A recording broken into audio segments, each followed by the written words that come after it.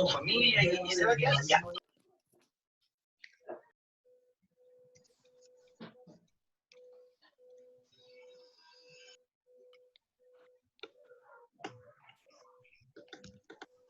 que vamos a hacer mañana es lo que la...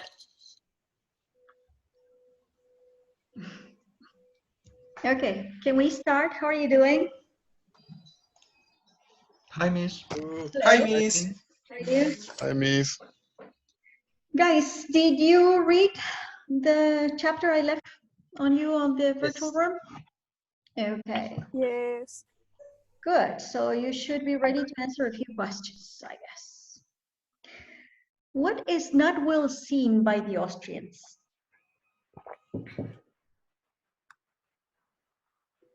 What do the Austrians consider inappropriate? Being late. Okay, that's one. Give me more.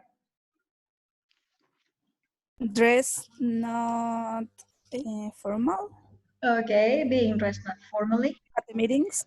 Yeah, Use humor while they are negotiating. that's correct. Anything else? Make a joke. Okay, sense of humor. Okay. Give me more, give me more.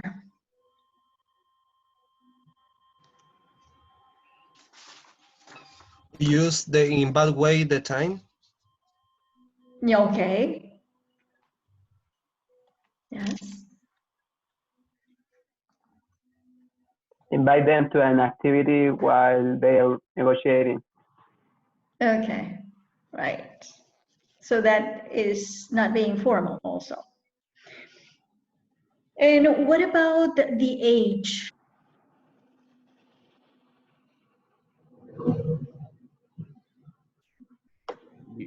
Who should be heading a meeting? Old people. Yes, the older in the group, right? Okay. What is the official language of the Austrians? German. German. German it is. What do they avoid?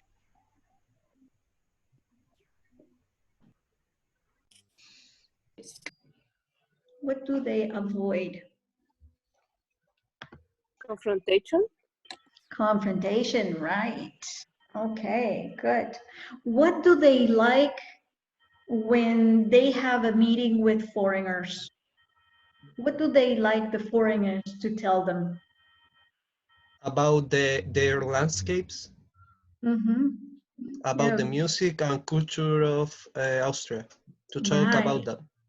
Right. They like to be appreciated, right, for what they have. So they have beautiful landscapes, so they like the foreigners to tell them how beautiful their landscape is. And also their achievements as they have with the musicians and the architecture.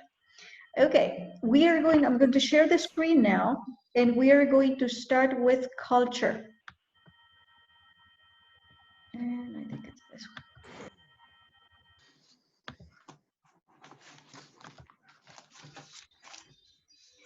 I have a few things to see. Can you see? Yes. Okay. Yes, Miss.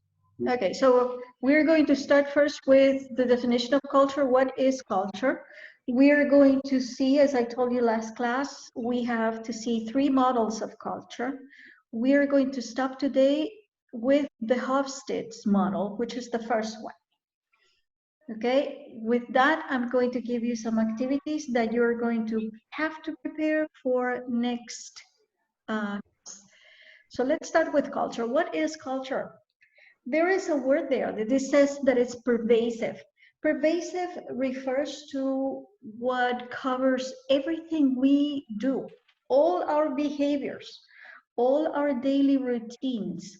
As a group, we have this tendency to have common things, common set of behaviors, values, the things we believe in. That is a culture. And a group of people is different from the other, even though they may be very close. So we have a set of culture in the same country, different cultures of the people who live in the north, in the central of the country, or in the south. So the key word here is pervasive and shared. Pervasive, that covers all the aspects of life, and shared because the whole group of people follow the same trend. What are norms? Cultural norms. It's prescribed and proscribed. Prescribed refers to everything that is told to do as a good thing. So when you hear parents tell their children, say hi, say bye-bye, that is prescribed. Do the things that you're told to do. And the other one, proscribed, all the things that you're told not to do. So those are the cultural norms, what you're supposed to do and what you're not supposed to do. Another example of this in some cultures, like killing is proscribed, at least it is prescribed for us. We're not supposed to kill. Killing is bad. While in other cultures, depending on the reasons, killing is justified, so that it is prescribed, such as people who, or Al-Qaeda, for example, in that group of people, it is prescribed to kill. Well, for us, it is not. Cultural value, everything that we appreciate as good or beautiful. Good, for example, we appreciate when somebody achieves a career and becomes a professional. We value those things.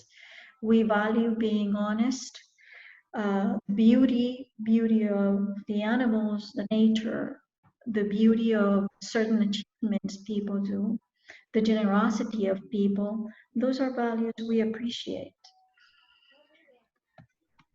Cultural beliefs, everything that we think it's true.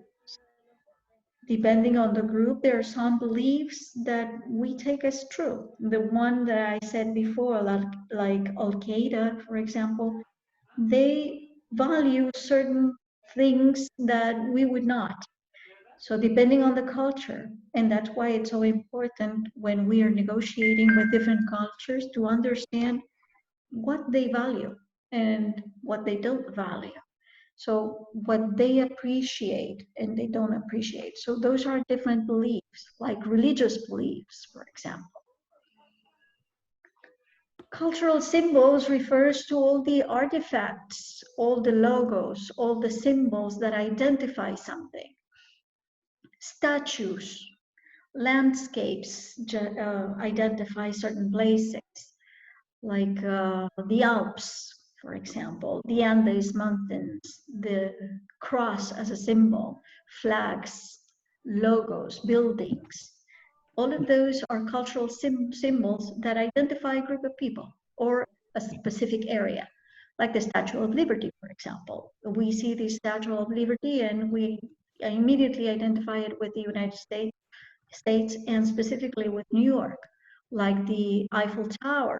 That's another one, a country in a specific place. You stop me when you are not clear with something, okay? Cultural stories, everything people create from their history or they invent something, such as, for example, the national anthem of the countries. They tell a story of a particular country. Lullabies mothers sing to their children. Lullabies are different depending on the culture. So the lullabies probably that mothers sing here in Chile are quite different from the lullabies that are sung in France, for example. They tell different stories. And those are all the songs we create, the cuecas in our country, those are cultural stories. La Pincoya, cultural stories. There's so many examples of stories. Rituals. These are typical activities that we tend to do in order to mark a highlight in our lives. And highlights, like I have here, some are graduation. Taking exams, for example, is a ritual. Getting married is a ritual. Celebrating a birthday. Celebrating in some countries the 15th birthday, in some others the 16th birthday. Those are different rituals. Burying somebody is a ritual, right? A funeral, it's another ritual. We're full of rituals, some aspects in our life that mark our lives in some way. Here, when we meet people for the first time, we get the front stage culture. Those are the first impressions we get when we meet people, is how they approach to us, the way they speak, their intonation, everything we observe for the first time. That is the front stage culture. And in this case, when you get to meet the Austrians live, you have to be alert on what you see as a front stage culture. How do they greet? What is their intonation? How close or how far they are when they're talking. A typical example that I usually give with a front stage culture is the difference between the Chileans and the Americans. Chileans tend to get very close to people. Actually, even if they have never seen a person, women tend to kiss a person on the cheek, while the Americans tend to keep their distance. Is their nature not to get so close when they are meeting somebody for the first time, and that is not like us. But according to this new pandemic, we're going to have to change that a little bit. What is the backstage culture? Is getting to know the culture, but in depth. That is, studying the culture or living in the culture, living with a group of people, understanding the behavior of that people. That is the backstage culture. What's national culture? The culture of a country. We have the tendency to say or compare people from Argentina, for example, the people from Brazil. They behave in certain ways. The Italians, they like to scream and yell a lot. That's typical of the Italian. They have certain ways of behaving. Here in Latin America, well, most of the countries speak Spanish. We have different ways of communicating, different intonations, and that is usually marked by the national culture. The Chileans speak different from the Cubans or from the Ecuadorians. Even though we all speak Spanish and we're in the same continent, we have our national culture. Business culture. Yes, honey.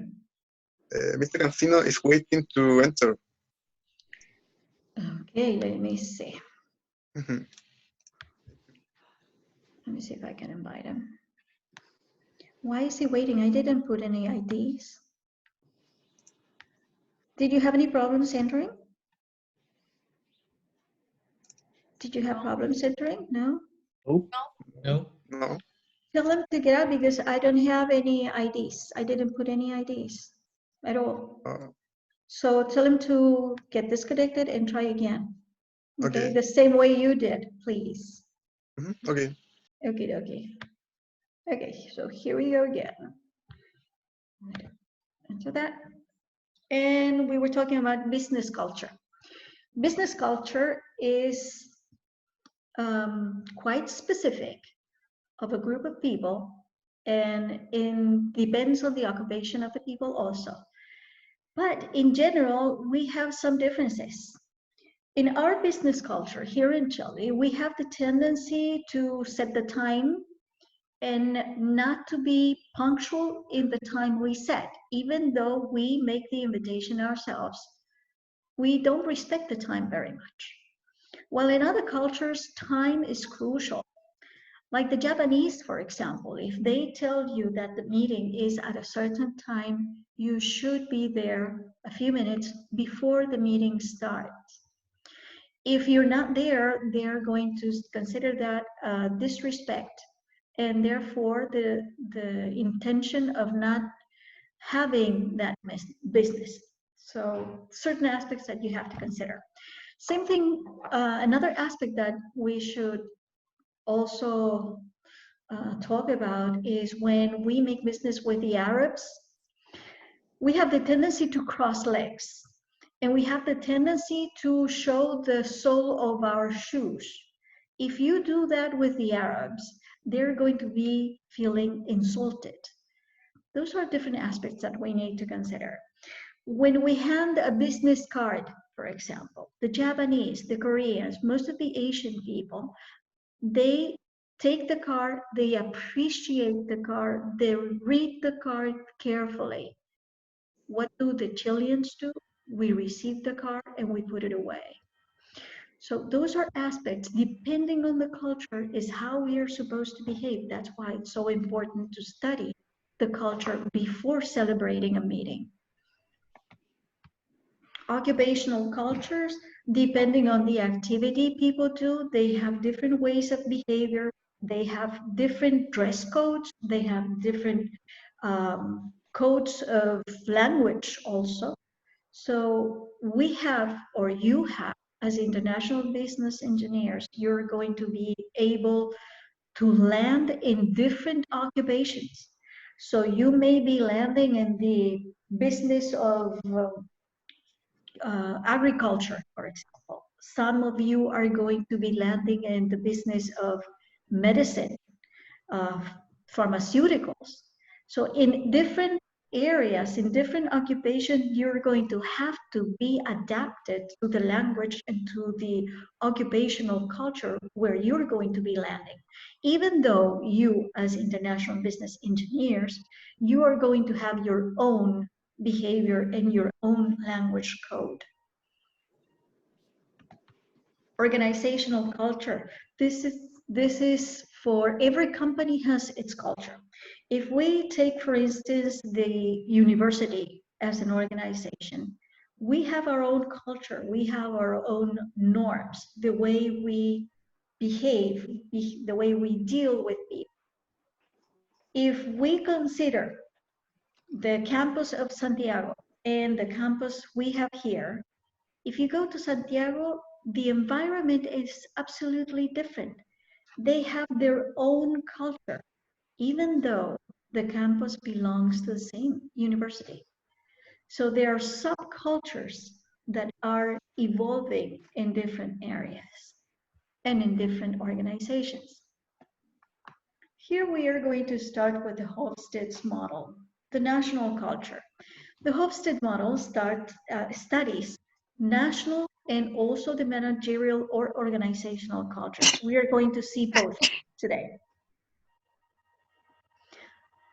It has 6 aspects for the national culture, but it also from the point of view of the organization. We have the power distance, uncertainty avoidance. I believe you got acquainted with that expression from the reading you had. Individualism, masculinity, long-term orientation, and indulgence.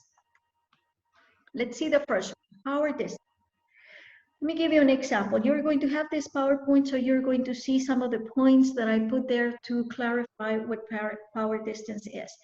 But for an easy understanding, if you think of a family where the relationship is very friendly and the children and the parents, they're very close and they have an easy communication, that means that the power distance is short because the communication is easy.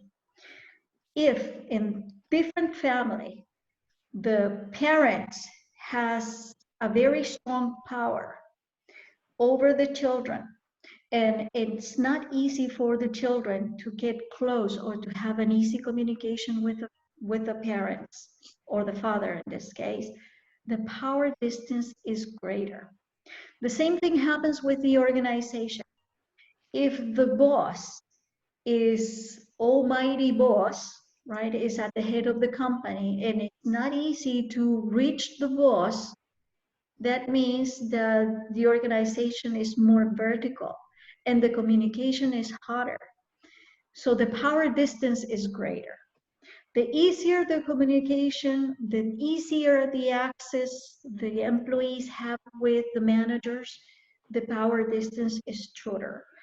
So later on, we are going to see different roles and it's going to make more sense. But in this moment, I just want you to see the distance especially related to communication and the access between the employees and the managers. Uncertainty avoidance refers to the reaction to changes. If you're comfortable, if the group of people are comfortable doing the same thing, going under the same norms, they are going to naturally resist change.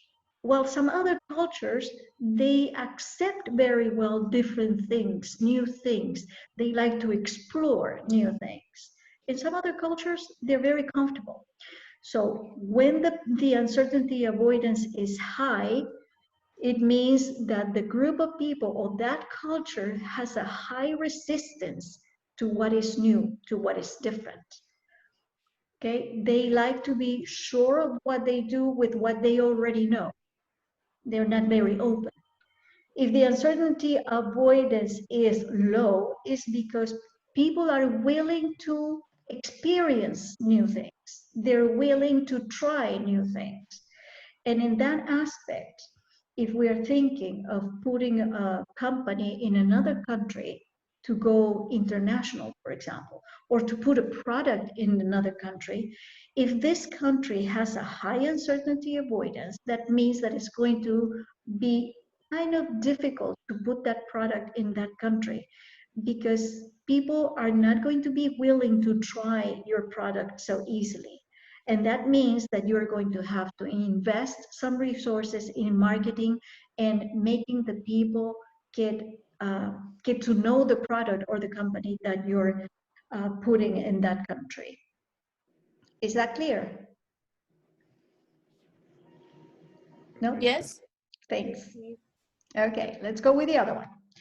Individualism. Individualism has its counterpart, which is collectivism.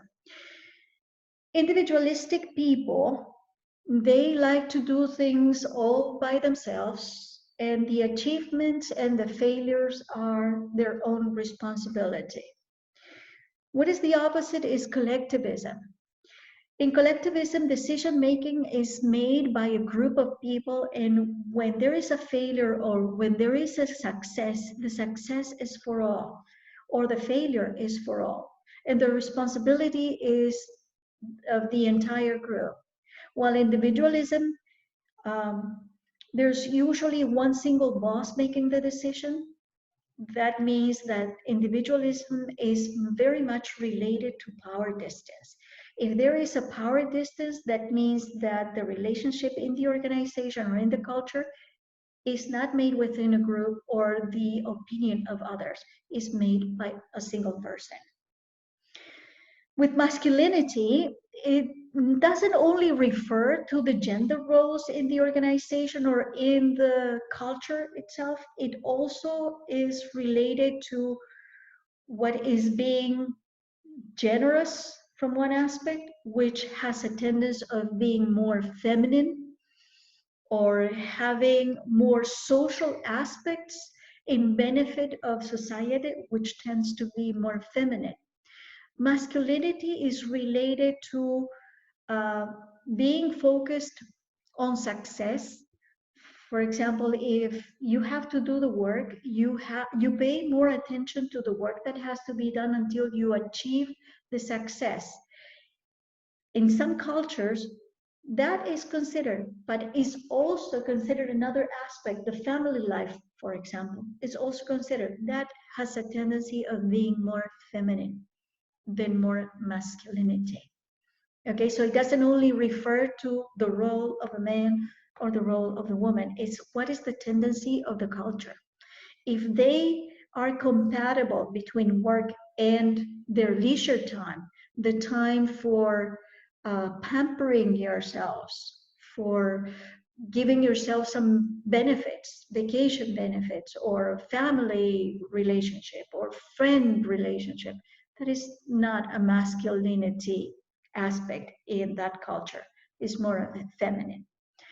Long-term orientation, it refers to the loyalty or to the appreciation of being in one particular place. If we're talking about work, for example, and we have employees, And the employees have the tendency to remain in that work for a very long time. They have the loyalty towards the organization. They have a long-term orientation. What is the counterpart of that? If we have employees and they're looking to move to somewhere else, looking always continuously to get a better place, better benefits somewhere else, the term orientation in that case is short. This is related, if we are talking about the organization, is related to turnovers. When we have a high turnover, that means that people remain a very short period of time in their positions, in their work. If the turnover is low, that means that they tend to remain at the work for a long period of time. What is the example of a long-term orientation? Usually the armed forces, where people start very young working in the army and all the armed forces regimes, and they retire after 30 or more years. That's a long-term orientation. A culture that is very much focused on long-term orientation is Japan. Many people in Japan study 2 years in the universities, and usually those universities are related with the workplaces. So after those 2 years, they go immediately to work, and they continue their education at work. So they finish in their organization after they retire. So that's a long-term orientation. And how do we see the long-term orientation if we're focusing in products, for example? It's what is the loyalty of people towards products? If you have a tendency to eat a certain type of beer or a certain type of chocolate, and you don't change it so easily because you like it. So why change or look for another? So that's your loyalty to some particular product or organization. The other one is indulgence. Indulgence relates to how you give yourselves pleasure, how the culture devotes time and effort to their own pleasure. The pleasure of having after office meetings, for example, those happy hours, vacation, devoting time and money and effort for their relaxation, for their leisure time, or for their benefits, health benefits, all the social aspects that would make people feel pampered, feel benefited. Any questions so far? Nope. Questions? Cool. Hofstede's model in the organization and management. Here we have 5 aspects, and the first one related to human resources management. And the first in that point is management selection. How are people chosen? That is, do people get their job because they have a friend, they have a leg up in the company? Or do they get their job because of their knowledge, expertise, diplomas, certifications? There are different ways. Later on, we are going to see this aspect in detail. But how are people selected, right? And there are different ways of measuring that. And the Hofstede model also measures that, how people are selected. The other one is training. Training is if a person enters a position in a company, how is that person going to be acquainted with the whole process of the organization or how that organization works? Are they going to be trained within the same organization? Somebody is going to be devoting part of his or her time to train this person? Or is this person going to be sent to be trained in some particular activity? Okay, the other one is evaluation and promotion. how are people being promoted? Is it that they are going to be moved to the next rank or to a better hierarchy because of the length of time they have working in the organization? Or is it because of their achievement? Do they achieve goals, and because of the goals that are achieved, they're going to be promoted? There are different aspects or different ways of promoting people. And that is one of the things that you're going to be relating to later on in some cases. And evaluation. There's an objective evaluation where you see things black or white. For example, if you're evaluating how people are prompt to arrive to their work, did he or she arrive on time? Is a yes or no. Well, the other aspect is more subjective.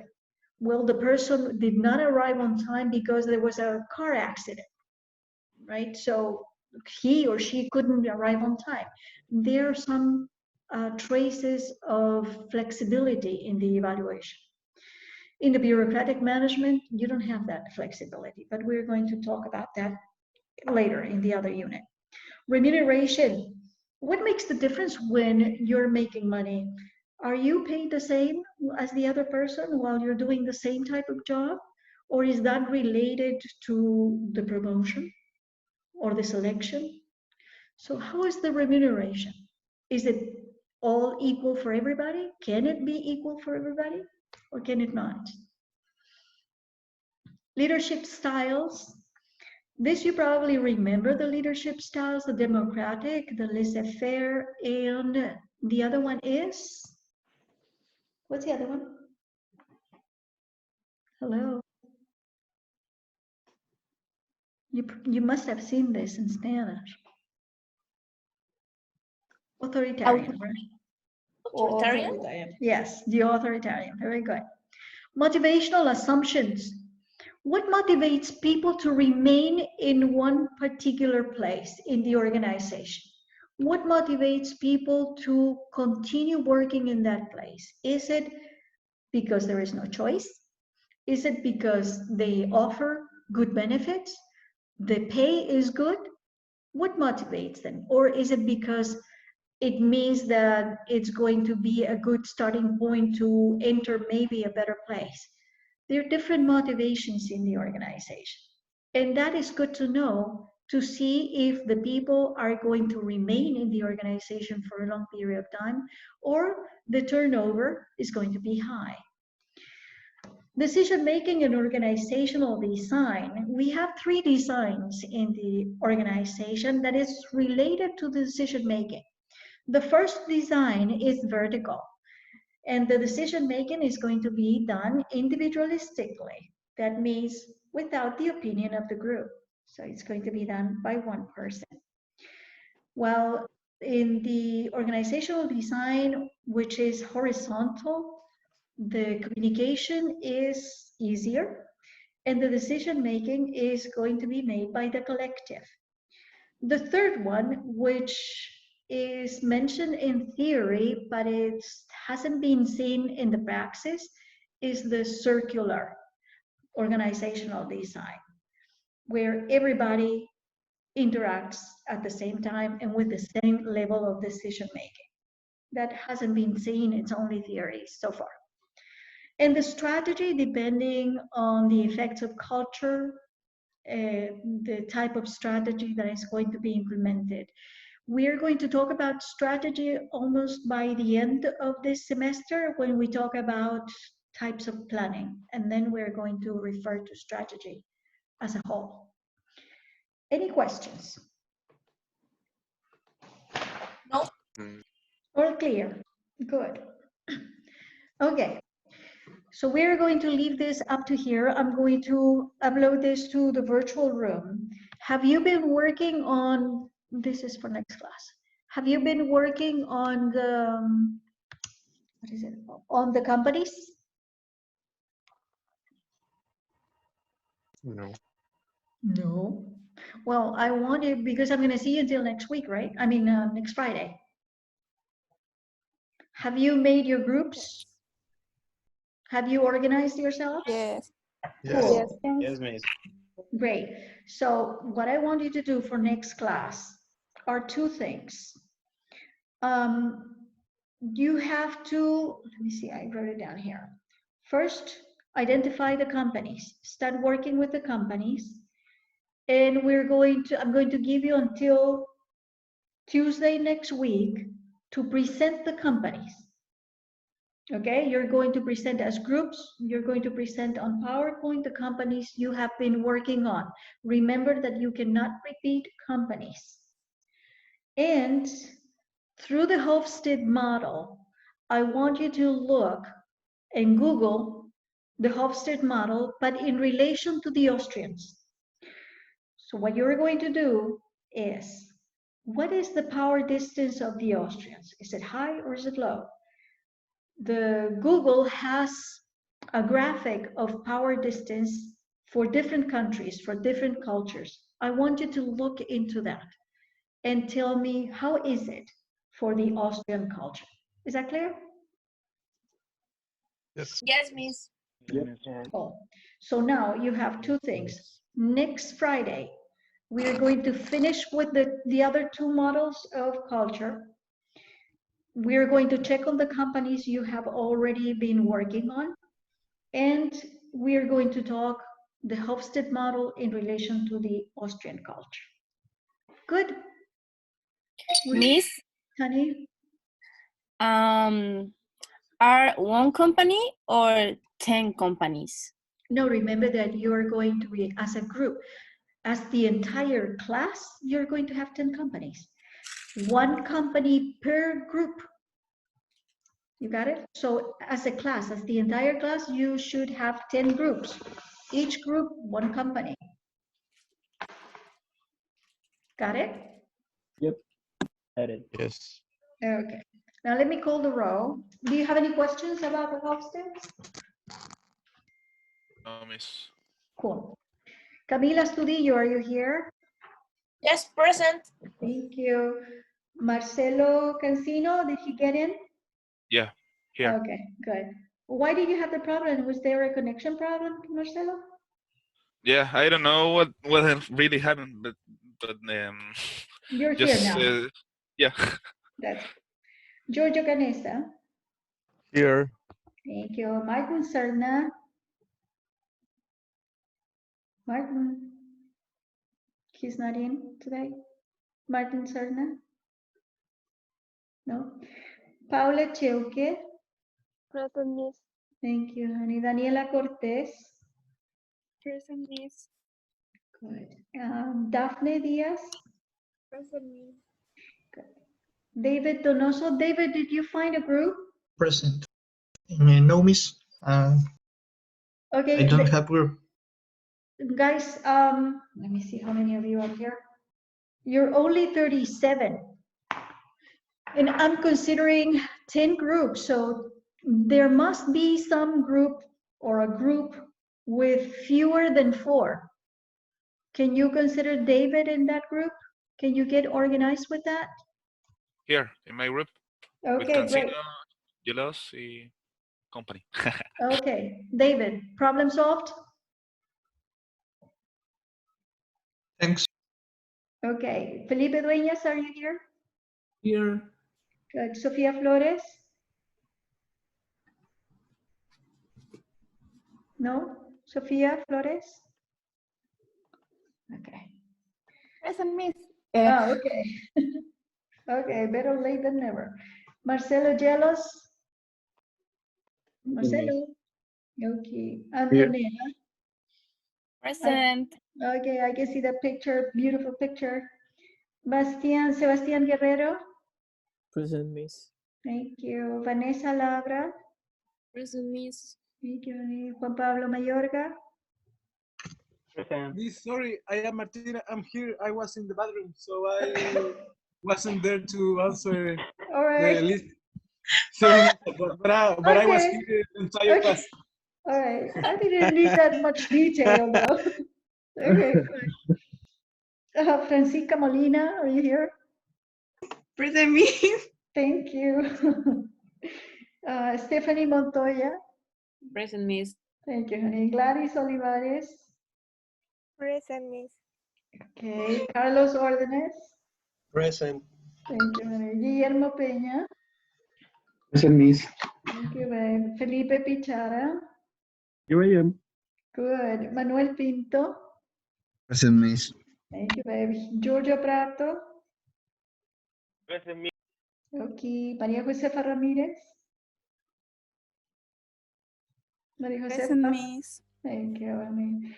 Nicolás Rebolledo. Present. Present, Miss. Okay. It sounds like Nicolás had a girl's voice. Sebastián Rivera. Sebastián. Not here, Sebastián. Rest in peace. Where are you, Sebastián? Pass away. He had problem with his dog. With the dog?